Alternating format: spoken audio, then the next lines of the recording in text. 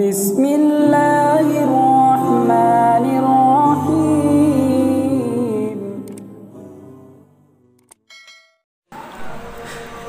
بسم اللہ الرحمن الرحیم۔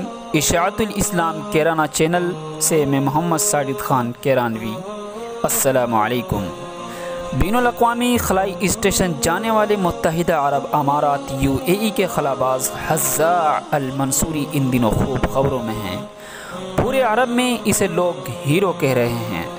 حزاع المنصوری قزاقستان کے جنوب میں کارگانڈا انٹرنیشنل اسپیس اسٹیشن میں واپس آ گئے ہیں۔ منصوری کی واپسی پر ان کا استقبال متحدہ عرب امارات کے خلاباز پروگرام کے سربراہ سالم المریج نے کیا۔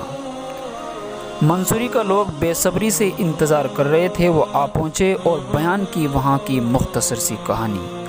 پوری تفصیل تو وہ بعد میں ہی بتائیں گے کیونکہ ان کا ابھی میڈیکل چیک اپ ہونا باقی ہے۔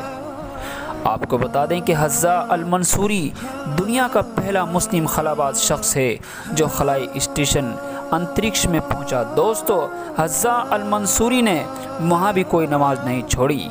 اس نے اڑتے ہوئے راکٹ اور آسمانوں میں بھی نماز کو نہیں چھوڑا۔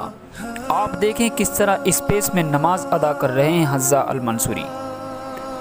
حزاع المنصوری بتاتے ہیں کہ رات کے وقت دنیا میں صرف دو ہی جگہ روشنی نظر آئی، مکہ مکرمہ میں بیت اللہ شریف کی جگہ اور مدینہ منورہ میں روضہ انور صلی اللہ علیہ وسلم کی جگہ روشنی نظر آئی ہے۔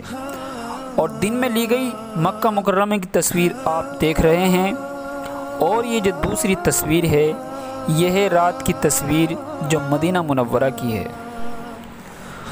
دوستو، دعا کریں کہ اللہ رب العزت سارے عالم میں اسلام کا بول بالا فرمائے، آمین۔